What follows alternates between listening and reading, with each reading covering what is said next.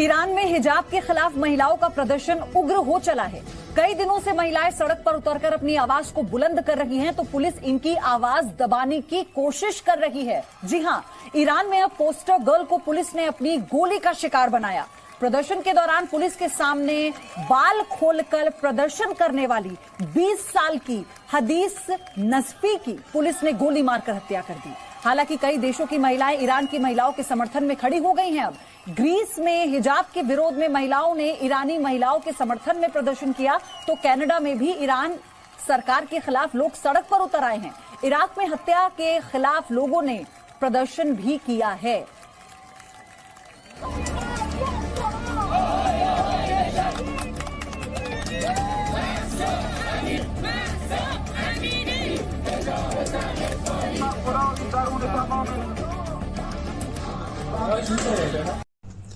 हिजाब की लड़ाई में आज ईरान जल रहा है।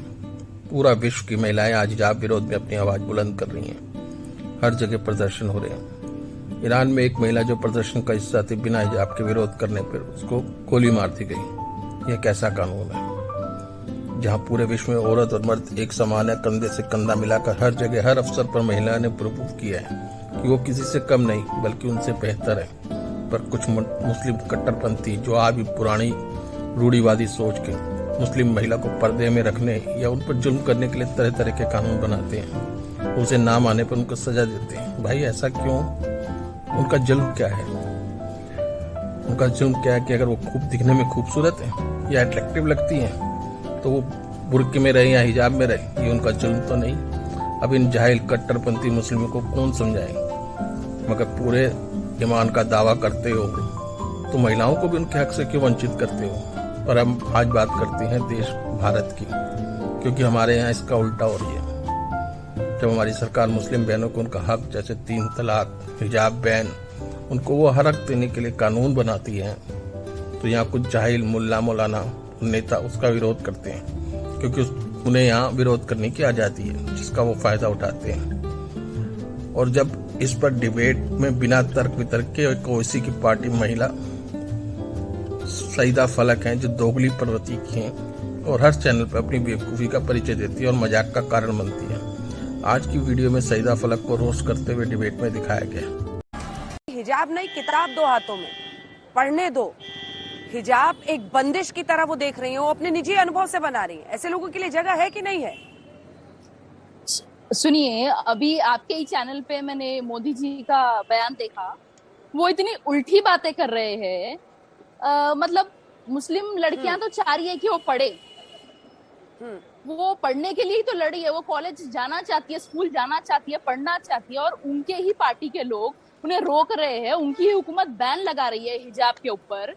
मतलब बेटी बचाओ बेटी पढ़ाओ तो एक जुमला ही है, सिर्फ और सिर्फ एक जुमला है। Beti Padhao Beti Bachao is the biggest joke of BJP government, biggest joke. वो सिर्फ और सिर्फ उनकी नाकामियों को छुपाने के लिए ऐसी हरकतें कर रहे हैं। वो कभी डेवलपमेंट पर बात नहीं करते, वो अनएम्प्लॉयमेंट पर बात नहीं करते, वो सिर्फ और सिर्फ देश को बांट रहे हैं। मैं भी स्कूल गई हूँ, आप लोग भी स्कूल गए हैं। क्या कभी ऐसा कम्युनल टेंशन हुआ? हिंदू मुस्लिम सिख ईसाई सब एक साथ मिलकर पढ़ते थे, खेलते थे। लेकिन आज हमारे देश के स्कूल्स और कॉलेजेस में, आप जब स्कूल जाती थी तो यूनिफॉर्म पहनती थी या नहीं, मुझे बताइए। यूनिफॉर्म आप जब स्कूल जाती थी, सईदा जी, जब आप स्कूल जाती थी तो यूनिफॉर्म पहनती थी? अंजना जी मेरी बात खत्म होने दीजिए। इतने सालों आप अपनी बात पूरी कीजिएगा। आप ही से सवाल है ना, क्योंकि आप इसको पॉलिटिकल बना रही है मैम। पूरे हम क्या कभी ऐसे कम्युनिटी नहीं, मैं यही तो पूछ रही हूँ आपसे। आप यूनिफॉर्म पहनती थी ना? स्कूल का अर्थ अनुशासन होता है, स्कूल का अर्थ अनुशासन होता है। यूनिफॉर्म इतनी जरूरी है मैम। एक सेकंड, मेरी बात तो सुन लीजिए, मेरी बात तो सुन लीजिए। आप ही बोलिए, जवाब आप ही देंगे। यूनिफॉर्म इतना स्ट्रिक्टली फॉलो करना होता है कि सुबह बच्चे उठ के जूते पॉलिश करते हैं, बेल्ट देखते हैं कि सही हो, बेल्ट मिस हो जाने पर उस दिन फाइन लग जाता है। अनुशासन, यूनिफॉर्म, डिसिप्लिन अपने आप में एक बहुत बड़ी चीज होती है स्कूल में। ऐसे में जो वो कह रही है निगत अब्बास, उसमें क्या गलत है? वो कह रही है कि महिलाओं को दबाया जाता है, वो अच्छी तभी कहलाती है जब वो हिजाब पहनती है। इसका कोई जवाब है आपके पास? नहीं। इन्हें स्कूल के अनुशासन से क्या? इनको तो अनुशासन शब्द का मतलब भी नहीं आता। पूरी कौम ही बिना अनुशासन के चलती है, बस एक एक किताब की माननी है, किताब की चलनी है। इसका कोई जवाब है आपके पास? और ये अभी जो शहजाद बोल रहे थे, संविधान का मेरा क्या होगा शहजाद जो एक सेकेंड ये बड़ा आपने बहुत ही इररिस्पॉन्सिबल है। और संविधान क्या करेगा?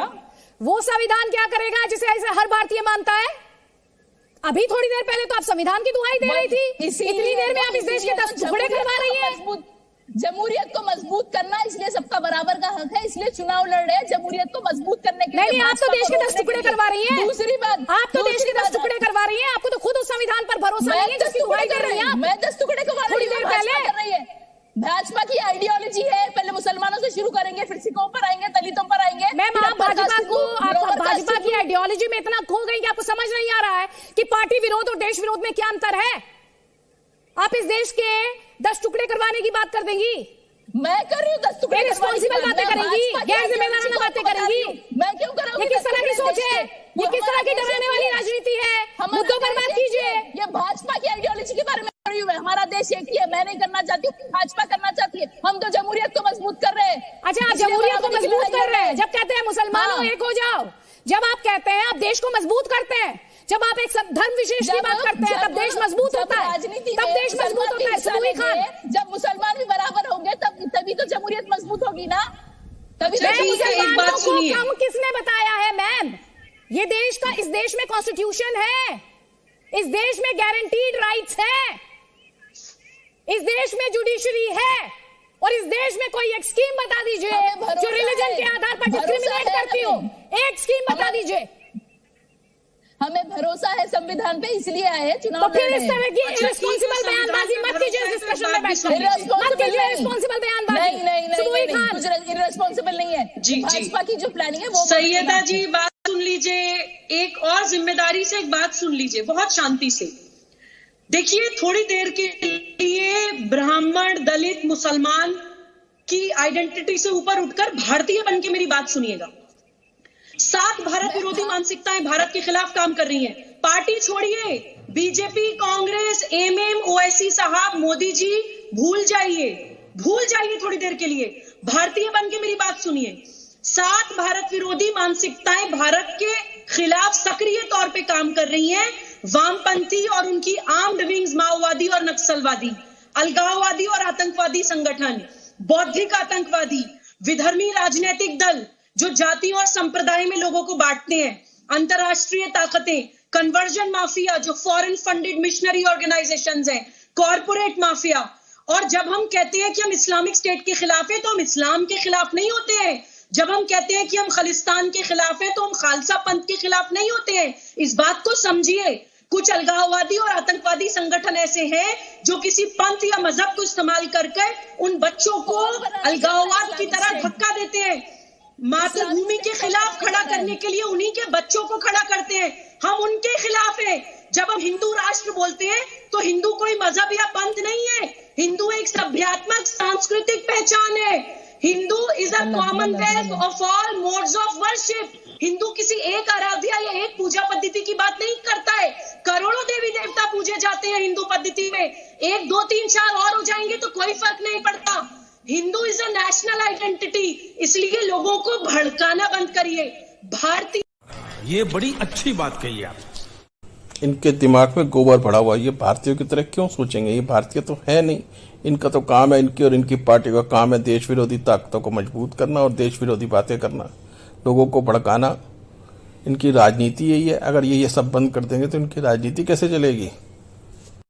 आपके खिलाफ कोई नहीं है कादरी जी, कोई नहीं है हिजाब के खिलाफ। कोई नहीं है। यूनिफॉर्म के साथ है, यूनिफॉर्म के साथ है।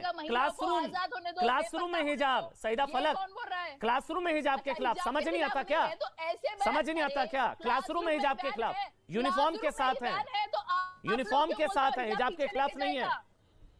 तो आप लोग ऐसी बातें क्यों करते हो कि हिजाब लड़कियों को पीछे लेके जाएगा, क्योंकि बेपर्दा हो जाओ, आजाद हो जाओ, ऐसे बयान क्यों देते हैं? बोलिए। तो जब आप बेपर्दा और आजाद होती हैं तब आपको कोई नहीं लेक्चर देता। जब आप बॉक्सिंग करती हैं बिना हिजाब के तब कोई लेक्चर नहीं देता आपको। मैं इतने आपकी मर्जी है ना, राइट टू चॉइस है ना। मेरी मर्जी। और तो पहले क्यों नहीं करती थी? फिर पहले इस्लाम विरोधी थी आप एंटी इस्लामिक थी क्या? फ्रीडम ऑफ चॉइस है। तो फिर इस्लाम का यानी कि एसेंशियल प्रैक्टिस नहीं है। जो लड़कियां करना चाहती है चॉइस है, एसेंशियल प्रैक्टिस है। क्लियर करिए, चॉइस है, एसेंशियल प्रैक्टिस है।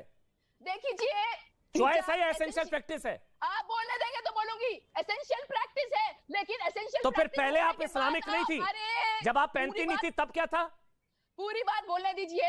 एसेंशियल प्रैक्टिस है, एसेंशियल प्रैक्टिस है, तो जब आप बॉक्सिंग कर रही थी तो आप नॉन इस्लामिक थी क्या?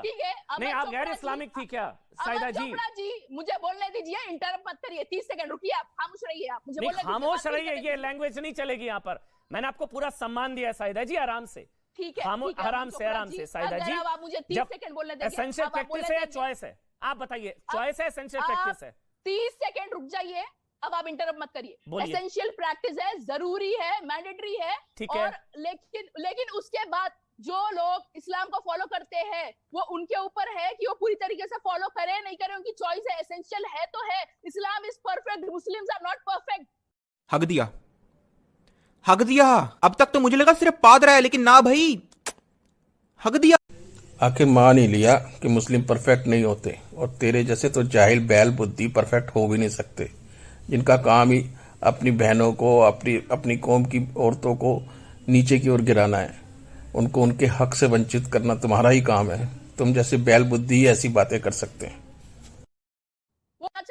मैम, हाई कोर्ट बीजेपी आपको पता है ये किसी का हक है? नहीं, बिल्कुल गलत है। कोर्ट का कोई हक नहीं बनता कि वो किसी के मतलब लड़कियों को फोर्स करे कि कोर्ट के फैसले को मानो। अच्छा, कोर्ट का हक नहीं बनता, एजुकेशनल इंस्टीट्यूशंस का हक नहीं बनता, या अल्लाह के कमांडमेंट्स को चूज करो। एजुकेशन हो या अल्लाह का जो हुक्म है उसमें चूज करने के लिए कोर्ट फोर्स नहीं कर सकता, कोई फोर्स नहीं कर सकते। ये इसका रिव्यू होना चाहिए, सुप्रीम कोर्ट में जाना चाहिए, सुप्रीम कोर्ट में जाएगा ये फैसला।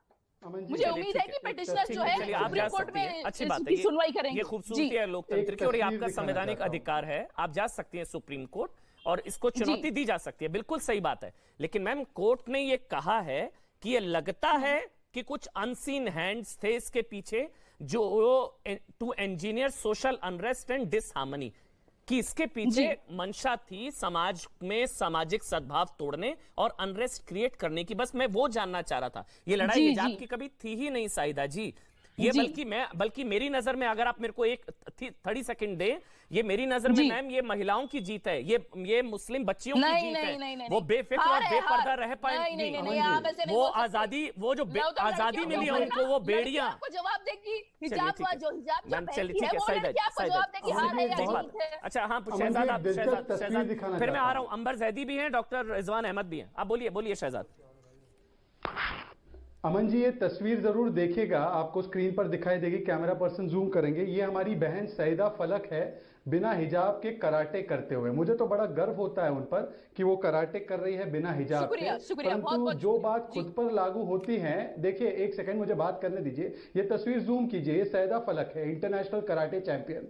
तो अपनी खुद की जब बात आती है तब तो हिजाब हटा के कराटे करना है, परंतु बच्चियों को राजनीतिक मकसद से हिजाब के चंगुल में कैसे फंसाकर, कैसे उनको भड़काकर, दंगे लगाकर वोट कमाने के लिए झूठ परोसना है। और इसी झूठ का आज पर्दाफाश कोर्ट ने किया है कि हिजाब इस्लाम का अभिन्न अंग नहीं है, और ना दंगे करना आपके रिलीजियस राइट का अभिन्न अंग है। सैदा जी, कान खोल, दंगे किसने किया? दंगे कराना is not your right to religion. ये राइट टू फ्रीडम नहीं है आपका कि मैं दंगे करा दूंगी।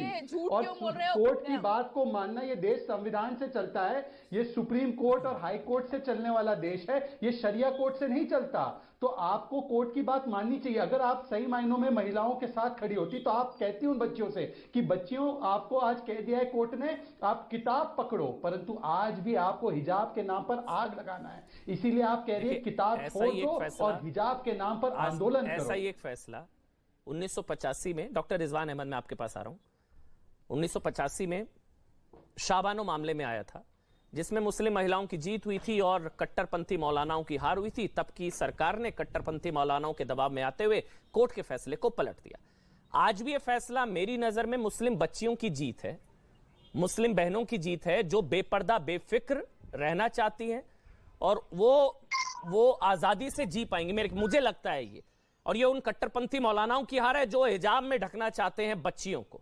अगर मैं गलत होता हूं, बोलिए आप डॉक्टर रिजवान अहमद। जी हाँ साहब, जय हिंद, वंदे मातरम, अस्सलाम वालेकुम।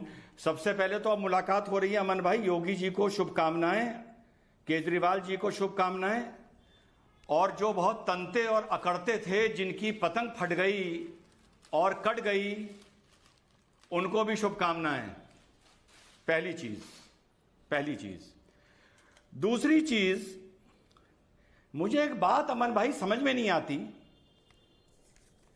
इतनी बेइज्जती और इतनी जिल्लत उठाने के बाद, इतना अकड़ना और बेबुनियादी बातें करने के बाद ये लोग हाई कोर्ट में मुंह की खाकर फिर से डिबेट में आ कैसे जाते हैं? या तो ये लोग बहुत बेहद बेशरम हैं, या इन लोगों को यही नहीं पता कि बेइज्जती होती क्या है। दूसरी बात, शहजाद भाई, आपसे एक शिकायत है।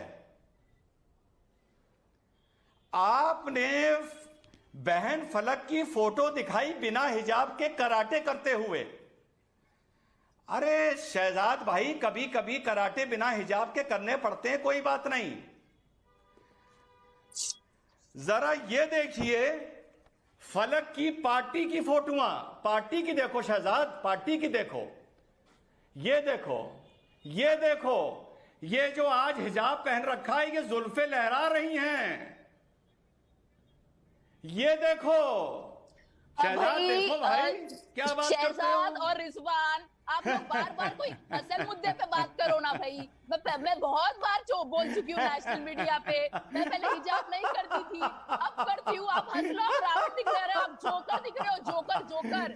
मैं पहले नहीं पहनती थी, अब पहनती हूँ। मैंने कराटे नहीं छोड़ा, मैं आगे भी देश को रिप्रेजेंट करूंगी, देश के लिए जीतूंगी, पूरी कोशिश करूंगी जीतने के लिए। और हिजाब पहन के मैं हिजाब पहन के लड़ूंगी, हिजाब पहन के लड़ूंगी, हिजाब पहन के। सायदा फलक की चॉइस है भाई, वो जहाँ पहने जहाँ ना पहने। हिजाब पहन के देश को रिप्रेजेंट करूंगी, हिजाब पहन के देश के लिए मेडल जीतूंगी। सही बात है, सही बात। कराटे छोड़ा नहीं है, आगे कंटिन्यू होने वाला है। सही बात है, बिल्कुल।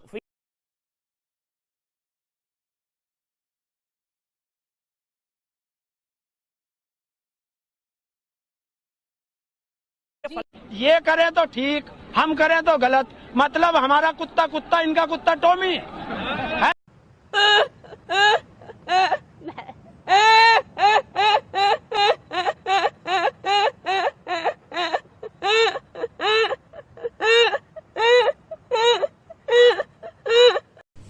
देखा दोस्तों आपने, कैसी बैल बुद्धि है ये औरत। ना तो संविधान को मानती है, ना किसी कोर्ट को।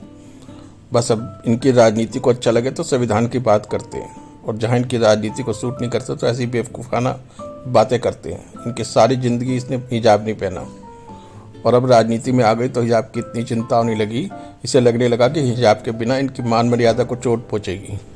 जब खुद बिना हिजाब के घूमती थी या कराटे करती थी तब कुछ नहीं होता था, तब इसकी मान मर्यादा को कुछ नहीं होता था, जो आज ये सब कुछ होने लगा। बहन, इतना दोगलापन लाती कहाँ से हो? मैं तो धन्य मानूंगा उस व्यक्ति को जो तुम्हारा शोहर होगा। वाकई में मेरी पूरी सहानुभूति उसके साथ है। और अगर इसको हिजाब चाहिए, 3 तलाक चाहिए, और यह हमारी कोर्ट को नहीं मानती, तो मैं सरकार से अपील करता हूँ कि ईरान में या अफगानिस्तान भेज दिया जाए पूरी इज्जत के साथ। तब इसे पता चलेगा कि भारत में कैसी आज़ादी और भारत का क्या महत्व है। भारत का जो आज ये चिल्ला चिल्ला कर बोल रही है ना कि बैल बुद्धि, वहाँ पर मेकअप करना भी मना है, और जिस टीवी पे डिबेट में बैठना भी मना है, और औरतों का राजनीति करना भी बैन है। इस प्याज बुल्ली को पता चलेगा कि भारत में इसको कितनी आज़ादी मिली हुई है। अगर आपको वीडियो पसंद आए तो लाइक करें, शेयर करें, सब्सक्राइब करें। धन्यवाद। जय हिंद, जय भारत।